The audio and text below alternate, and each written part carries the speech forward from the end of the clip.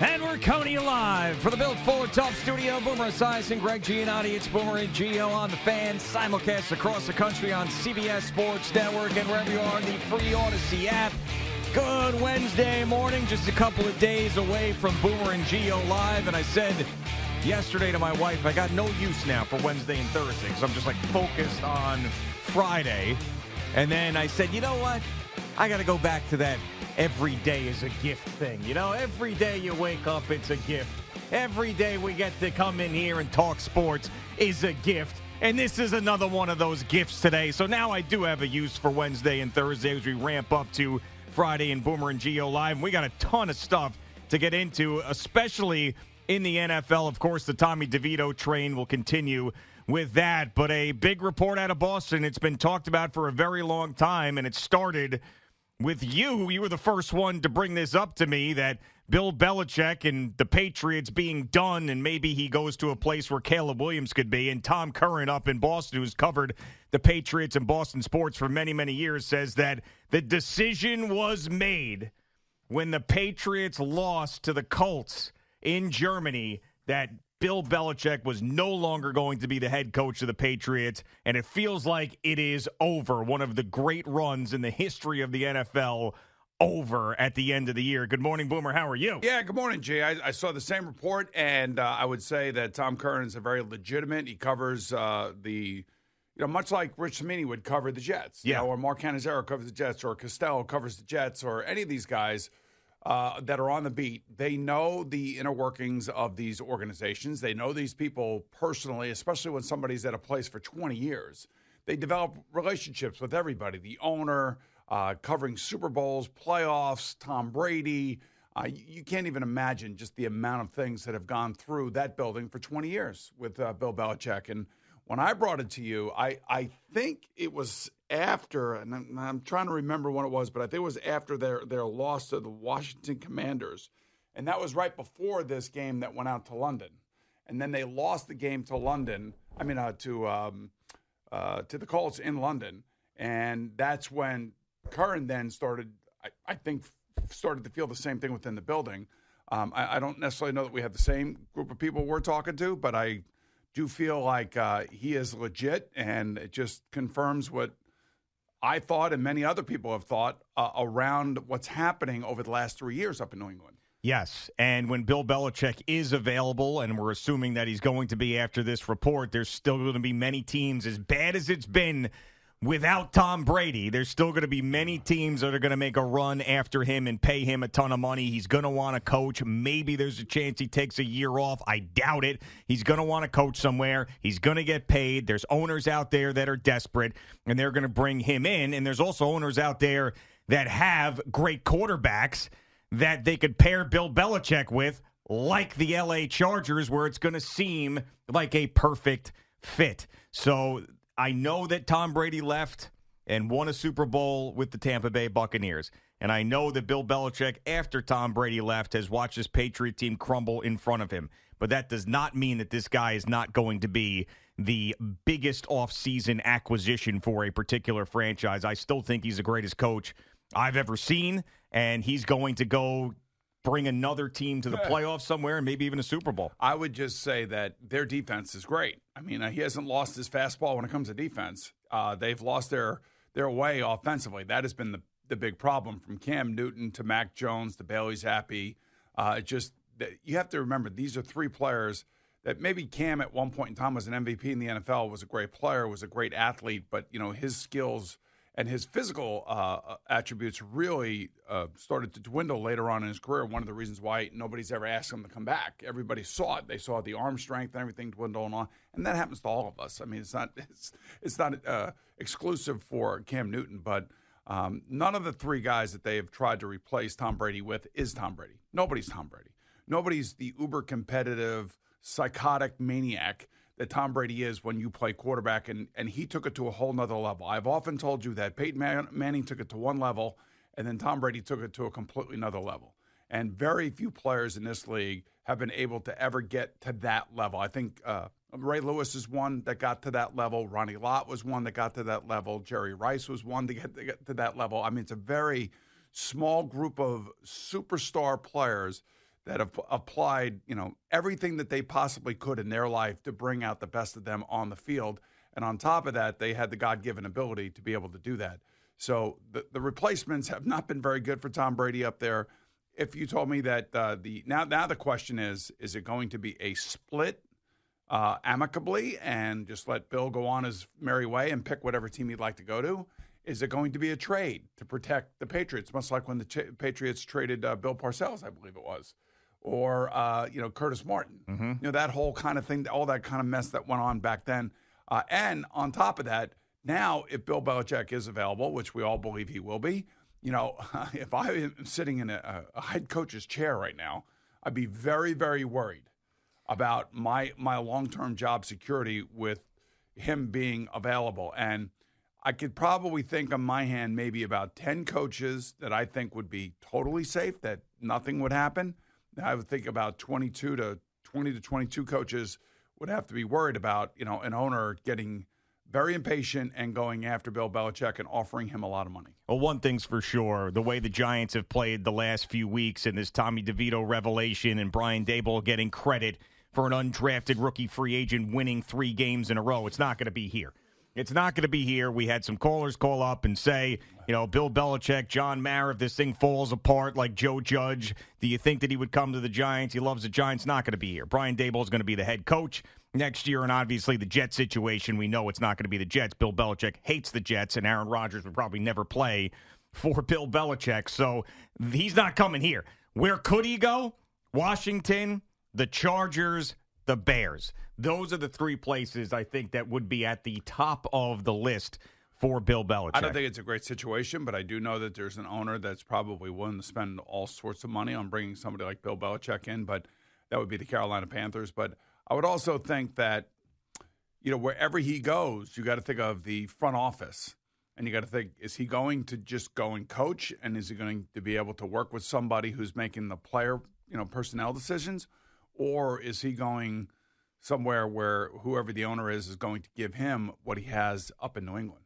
Yeah, I think that if you're Bill Belichick and some owner is going to give you a ton of money and you've done this way your entire career, you say you're paying me to do both. This is what I do. I do both. Right. It would be that whole part of it would be very interesting, unless he has a relationship with somebody that we don't really know. Let's say he has a relationship with Tom Telesco out in L.A.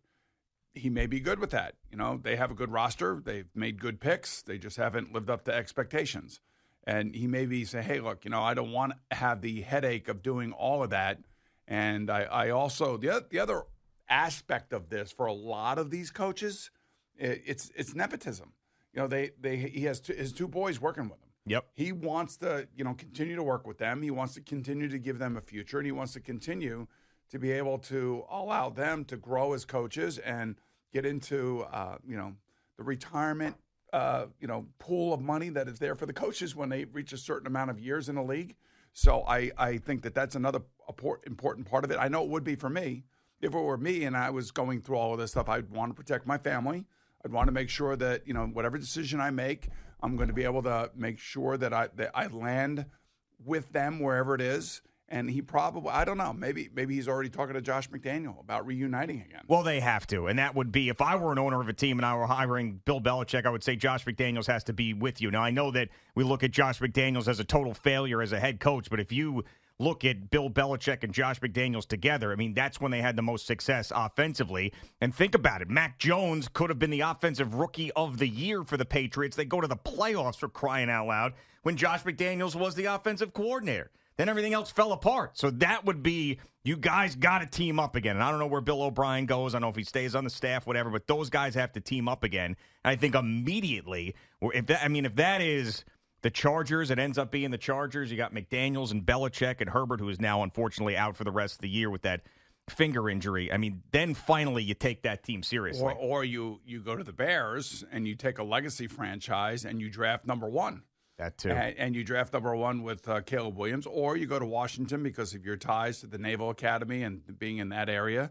There's a lot of stuff going on in the world of sports down in Washington right now. As I think Ted Leonsis, the owner of the Wizards and the Capitals, is going to announce a major deal with the state of Virginia to move his pro hockey team and his pro basketball team to a entertainment area over in Virginia. And they're going to be leaving Washington, D.C., which means that Washington, D.C. and the political powers that be down there are going to have to do everything they possibly can to build a new stadium where RFK sits to keep the Commanders within the city limits.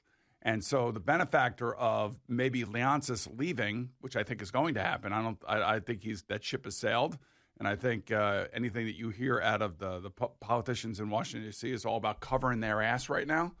But I would think that Josh Harris and the Washington Commanders are going to benefit from this because all that money to revitalize Capital One Arena down there is going to be going into a new Washington Commander Stadium.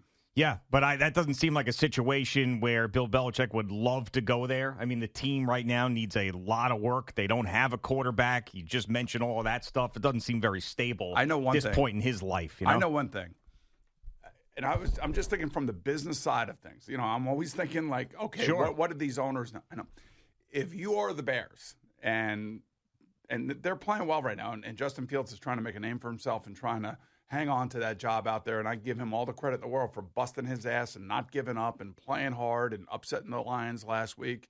Who knows? They may win 3 out of their last 4 games. But if you are the Bears and he comes available and you have the Carolina Panthers #1 pick, how you would not, from a business standpoint, go and get Bill Belichick and pair him with Caleb Williams is beyond me. Could you imagine the amount of, like, you know how all the stuff the Jets went through this offseason with Aaron Rodgers? Mm-hmm. That's exactly how it would be for the Chicago Bears, their fan base, their ownership.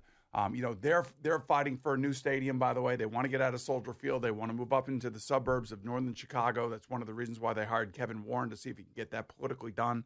I mean, there's a lot of this stuff going on behind the scenes that nobody sees and nobody thinks about. But at the end of the day, from a business perspective, if he goes to Chicago, he goes to Washington, or he goes to the Chargers, all 3 of those franchises would be electric. Yeah, and if Bill Belichick finishes the season with the Patriots like we imagine that he would, I mean, I guess anything is possible. You would think that Robert Kraft would allow him to do that. You would think that Bill Belichick wouldn't want to leave the team. I mean, if he leaves, what the hell? So anyway, what I'm saying is if he finishes out the season, last game of the year is against the Jets. And from both perspectives, that is just poetic justice. Either Bill Belichick beats the Jets one last time as the Patriots head coach, or the Jets finally break this losing streak to the Patriots in Bill Belichick's last game as Patriots head coach. Well, the interesting thing is, and the Patriots have a very difficult schedule here, finishing with the Jets, but the 3 previous games, I forget who I looked at their schedule this morning quickly. It's not easy. But when I think about, right now they're the #2 team in the 2024 NFL draft. They have the #2 pick. He goes on to win a couple games, gets them out of the Drake May, gets them out, and the Patriots are left wondering about, what's going to happen and who are they going to draft, because they're going to need a quarterback. We all know that. We all thought also there was a point in time where we're thinking, maybe Kirk Cousins to the Patriots would have made some sense. Thinking if Bill Belichick stayed and they were looking for a stopgap and they would draft a guy, maybe they would go after Kirk Cousins for a couple years up in New England, that kind of thing. But I think that ship has sailed, and I think that Tom Curran's all over it, and he's just kind of makes me feel like all of the things that I had heard around after that Washington loss are coming true. Imagine the last game of the season, Week 18, Aaron Rodgers starting for the Jets against the Patriots, Bill Belichick's last game. That's not happening. Imagine. And the game means something. Yeah, that's not happening. The game means something. Winning, you're in for the Jets. Aaron Rodgers starting for the Jets. Bill Belichick's last game as Patriots head coach. Winning, you're in. It's a possibility if they run the table. I will say 2 weeks is an eternity in the NFL. There's no question about that. And the Miami Dolphins are not the same team that the Jets saw on Black Friday. Right. They lost Jalen Phillips. Now they signed Melvin Ingram off the street. They've lost their 2 safeties. I don't know whether or not they're going to be playing against the Jets. They collapse against the Tennessee Titans. They lost their center. For the year. I mean, Tyreek Hill day to day. And what has this team done the last couple of years in December? Well, last year in particular, they lost every single game in December. So they may have a repeat with all these injuries. But basically, if Tyreek Hill is on the field, that means that they have every ability to do anything on offense they've been doing the entire year. If he's not on the field against that Jet defense, especially the way they played against C.J. Stroud and the Texans, then watch out. I go back and look at that tape from Monday night and yesterday. I'm like, how did Tennessee do this? And you just see how all of a sudden the Dolphins defense laying back, making mistakes, kind of like thinking that the game was over, and Tennessee scores the touchdown. Tua and his offense can't get a first down. By the way, Tennessee does go for 2 like they should have. They did. They made it. Then all of a sudden they come right back down the field again. They score a touchdown, kick the extra point to take the lead. And then the offense comes back out again and can't do anything in 4 downs. It's just like it happened so quick in the NFL. And those guys laid down in the final 4 minutes of that game, both defensively and offensively, like they thought the game was over and we got this thing won. And it was a really weird place that the Dolphins found themselves in. But I think they'll be better this week against the Jets. They're just not the same team because I don't think they're as good as they were when they played the Jets on Black Friday, just simply because of all the injuries on defense. Yeah, and they came out of that Titans game just embarrassed and also hurt. And it's a short week for them because it was a Monday night game. Now, we were talking about if they had beat the Falcons and the Texans and then lost to the Dolphins. This was a couple weeks ago. Then they'd be going into that Commanders game 6-8, and then they'd have Commanders, Jets, Browns to get to 9-8, and that Commanders game is what Aaron Rodgers was talking about coming back. Now, no, you said Commanders what? Commanders game is the one that Aaron Rodgers talked about coming back. So, Christmas Eve, right? Christmas Eve. But then after that they have Cleveland. Right, but hold on. Then they go to the Pats. Right, so they lost to the Falcons. They were like, okay, forget about it. Then they killed the Texans, and now they have a wounded Dolphins team. So now the same scenario applies. If the Jets can find a way to beat Miami in Miami, then you're 6-8 with 3 games to go. Commanders, Browns, Patriots. If they're still in it. But right now, he said he's going to play if they're still in it. Right now, the Jets are 14th in the AFC out of 16 teams. They have to hop over like 6 other teams to even make it there. So their chances of making it to the playoffs are less than 1%. No, it's a little bit better now, I think. I think it is. Because of the Dolphins losing? Or I think it's a little, well, maybe it was 0.1% and went to 0.4%, I think. That's what, it's under 1%. It got a little bit better. Hey, I'm just saying, mathematically, if they're in it with 3 games to go, Aaron Rodgers said he was going to play. And just remember, a lot of these teams all have to play each other. You know, Pittsburgh, all the divisional games, when you look at the NFC North with AFC North with Cleveland, Pittsburgh, Baltimore, and Cincinnati, they're all playing each other. Yeah. But if they beat the Dolphins and Aaron Rodgers is feeling good, I would not be surprised. Stop with that. I'm not. Hey, he has to stop with that, not me. He's the one saying it. He's so guarded right now. He's backing up and Well, we'll see. Jerry has a couple of Aaron Rodgers sound bites coming up in his update and plenty more. It's Boomer and Gio just getting started on this Wednesday morning.